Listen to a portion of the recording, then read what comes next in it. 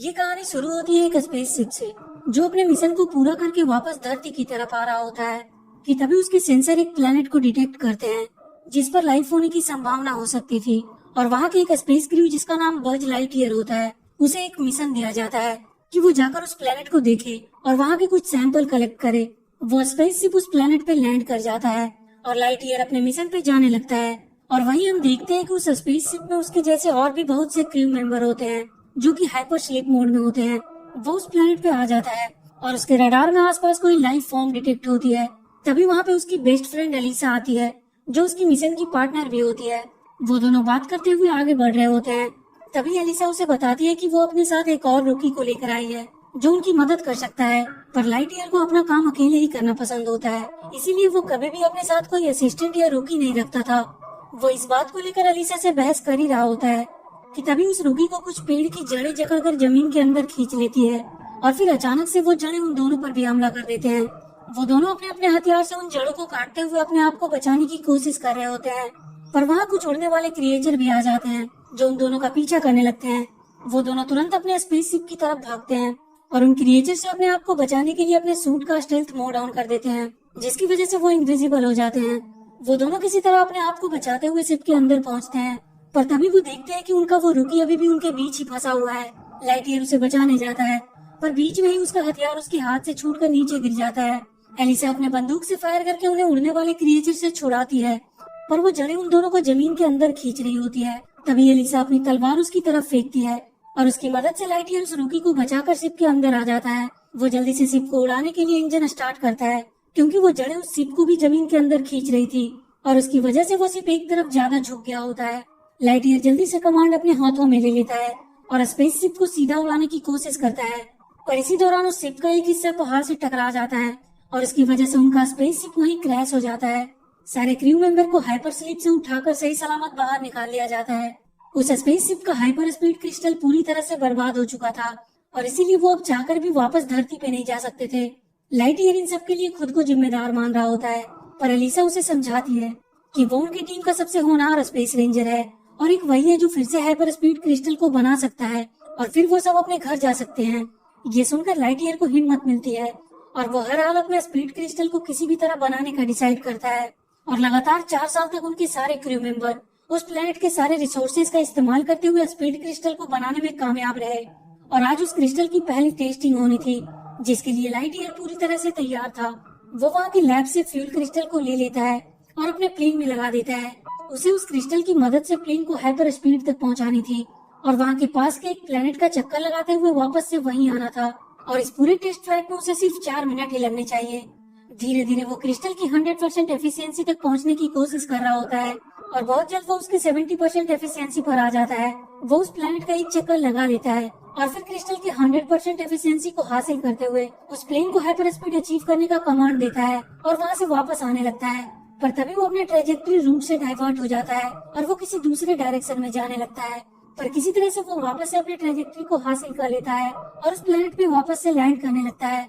उसका पहला test fail हो चुका था क्योंकि क्रिस्टल ने हाइपर स्पीड को अचीव ही नहीं किया, पर वो जब वापस आता है तो उसे पता चलता है कि 4 साल बीत चुके हैं। एलिसा उसे बताती है कि टाइम डायलेशन की वजह से उसके 4 मिनट यहाँ के 4 साल के बराबर थे क्योंकि वो हाइपर स्पीड से आगे बढ़ रहा था और यहाँ के मुकाबले उसने समय को काफी तेजी से बिताया है। इस बात से लाइटईयर निराश हो जाता है क्योंकि अब वो और फ्लाइट टेस्ट भी नहीं कर सकता क्योंकि ऐसा करने में फिर से उसे 4 साल लगेंगे। एलिसा फ्लाइट टेस्ट को होल्ड करने को कहती है जब तक वो कोई दूसरा रास्ता ना निकाल ले। एलिसा लाइटईयर को लेकर उसके कमरे के पास आ जाती है और तभी वहाँ लाइटईयर को पता चलता है कि एलिसा की एंगेजमेंट भी हो चुकी है। वो उसे इसके लिए कॉन्ग्रेचुलेट करता है और अपने कमरे में आ जाता है। वहाँ रूम में उसे एलिसा का एक गिफ्ट बॉक्स मिलता है। जब वो उसे खोलकर देखता है तो उसमें एक रोबोटिक कैट होता है जो ऑन होते ही उसे अपना नाम सॉक्स बताता है और वो उससे कहता है कि वो उसके हर काम में मदद करने के लिए बनाया गया है। इसके बाद लाइटईयर सो जाता है, पर सपने में उसे अब भी वो सब याद आ रहा होता है कि कैसे उसकी वजह से स्पेसशिप क्रैश हो गया और वो सब यहाँ फंस गए। वो परेशान होकर उठ जाता है और अपने मिशन को हर हालत में पूरा करने का सोचता है। जाने से पहले वो सॉक्स को क्रिस्टल फ्यूल में आ रही गड़बड़ी को ठीक करने का काम देता है और उससे कहता है कि अब वो 4 साल बाद मिलेंगे और वो अपने अगले फ्लाइट टेस्ट के लिए जाने लगता है। एलिसा उसे ऐसा करने से रोकने की कोशिश भी करती है, पर लाइटईयर उसकी एक भी बात नहीं सुनता और अपने प्लेन को लेकर निकल जाता है और इस प्रकार वो एक के बाद एक कई फ्लाइट टेस्ट करता है। और समय के साथ ही अलीसा की उम्र भी बढ़ती जा रही थी, पर लाइट ईयर अब भी वैसे का वैसा ही था। अलीसा के बेटे की अब तक शादी भी हो चुकी थी और वो बहुत बूढ़ी हो चुकी थी। और एक बार जब लाइट ईयर अपने टेस्ट फ्लाइट से लौटता है तो उसे पता चलता है कि अलीसा की डेथ हो चुकी है और उसे उसकी एक वीडियो रिकॉर्डिंग मिलती है जिसमें वो उसे आखिरी गुड बाय कह रही होती है।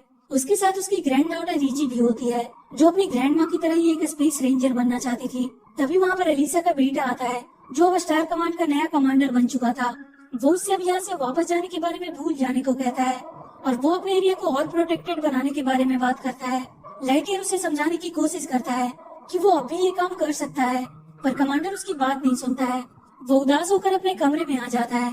वहाँ सॉक्स उसे बताता है कि उसने क्रिस्टल फ्यूल के प्रॉब्लम को सॉल्व कर दिया है और उसे ऐसा करने में 62 इयर्स लगे। ये देखकर लाइटईयर बहुत खुश होता है। तभी वहाँ की 2 ऑफिसर सॉक्स को उससे लेने आती है, पर वो किसी तरह उनसे बचकर सॉक्स को लेकर वहाँ से भाग जाता है और वो दोनों स्टार कमांड के बेस में पहुँचते हैं जहाँ वो सॉक्स के बनाए फॉर्मूले से क्रिस्टल तैयार करता है और उसे वहाँ के एक प्लेन में लगाकर टेस्ट करने के लिए निकल जाता है। कमांडर उसे रोकने की पूरी कोशिश करता है पर वो उसे रोक नहीं पाता है। इस बार उसका क्रिस्टल सही काम करता है और वो हाइपर स्पीड को अचीव कर लेता है और कुछ देर बाद वो वापस से उस प्लेनेट पे लैंड करता है और स्टार कमांड से कनेक्ट करने की कोशिश करता है, पर वो उनसे कांटेक्ट नहीं कर पा रहा था। तभी कोई अचानक से उसे उठाकर वहाँ से साइड में ले जाता है और उसे छुपे रहने को कहता है और वो वहाँ से देखता है कि एक रोबोट आकर उसके प्लेन को टेलीपोर्ट करके कहीं ले गया। उसके साथ वाला आदमी उसे ऊपर की ओर दिखाता है जहाँ पर एक बहुत बड़ा सा स्पेस शिप होता है। लाइटईयर उस आदमी के साथ जाने लगता है और वहीं उसे पता चलता है कि वो आदमी कोई और नहीं बल्कि अलीसा की ग्रैंड डॉटर रीजी है। वो तुरंत शॉक से पूछता है कि वो यहाँ से कितने दिन पहले गया था और तब उसे पता चलता है कि वो इस बार 22 साल बाद आया है। ईजी उसे सब कुछ बताती है कि 1 हफ्ते पहले ही उस बड़े से शिप ने उनके ऊपर हमला किया और उससे निकले बहुत से रोबोट ने स्टार कमांड पे भी हमला करने की कोशिश की, पर स्टार कमांड के चारों ओर लगे प्रोटेक्शन शील्ड की वजह से वो उसके अंदर नहीं जा पा रहे हैं और अब उसके लोग वहाँ अंदर फंस चुके हैं। ईजी उसे लेकर अपने बेस में आती है जहाँ उसके साथ 2 और भी लोग थे।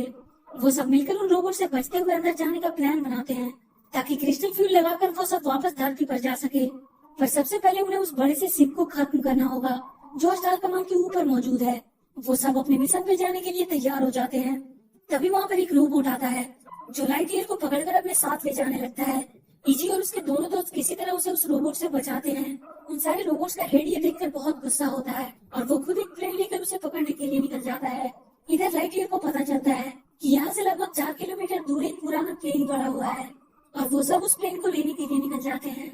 अंदर जाकर लाइटईयर को वहाँ पे एक प्लेन मिलता है और बहुत सा स्पेस सूट भी, जिसे वो एक बार फिर से पहनकर बहुत अच्छा फील कर रहा था। पर तभी उसके साथ के तीनों लोग अपनी गलती से वहाँ के कुछ खतरनाक क्रिएचर को अपने पीछे लगा लेते हैं। लाइटईयर उन सबको भी स्पेस सूट पहन लेने को कहता है और वो सब किसी तरह उस प्लेन की मदद से सही सलामत वहाँ से निकल पाते हैं। पर अचानक से वो देखते हैं कि उस रोबोट ने उन पर हमला कर दिया है। वो अपने प्लेन को उसके वार से बचाने की कोशिश करने लगता है पर उनका प्लेन डैमेज होकर किसी वीरान जगह पर क्रैश हो जाता है। पर तभी बहुत से रोबोट उन पर हमला करते हैं। लाइटईयर किसी तरह से उस प्लेन को उड़ाकर उनसे बचाने की कोशिश कर रहा होता है पर उसका प्लेन ज्यादा देर तक उनका वॉर छीन नहीं पाता है और वो एक बार फिर से क्रैश होकर गिर जाता है। पर इस बार उसका क्रिस्टल भी प्लेन से निकलकर नीचे गिर जाता है जो उस रोबोट के हाथ लग जाता है और वो उसे लेकर वहाँ से चला जाता है। ये देखकर लाइटईयर पूरी तरह से निराश हो जाता है।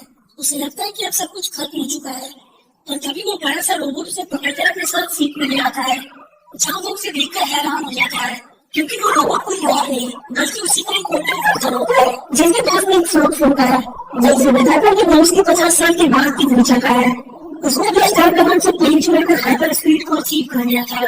जब वो बड़ा सारे कमांड के कमांडर उसे गिरफ्तार करना चाहा जबकि वो उनके लिए घर वापस जाने के लिए रास्ता ढूंढ रहा था और इसीलिए वो प्लेन को लेकर उसे दूर भाग गया।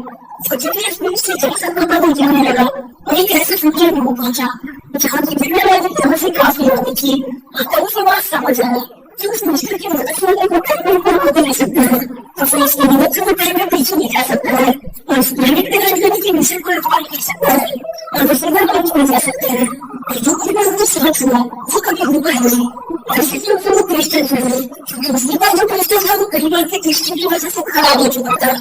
को काफी पसंद आता है और इसीलिए वो उसके साथ मिलकर काम करने लगता है। एक इवेंट से अगर की तस्वीर होती है जिसे देखकर वो अपने मोटिव से लिखता है सदर को टाइम वापस चले गए। सामने और उसकी बहनों को नीचे करने की लाइफ में नहीं आती। मुझे सबसे पहले काम करने से मना कर देता है और अपने प्रश्न को लेकर जाने लगता है। कभी मैं लोगों को बहुत से पकाने लगता है, लेकिन नहीं उसकी दोस्त को स्क्रीन पर बात कर सके। उसका एजेंट को नहीं ले पा रहा था। तभी एजेंट को स्क्रीन में बोल कर फोन में मेरी वीडियो रिकॉर्ड सुनता है। वो दोनों अपने दोस्त के साथ लोगों को फोटो छूट जाती है।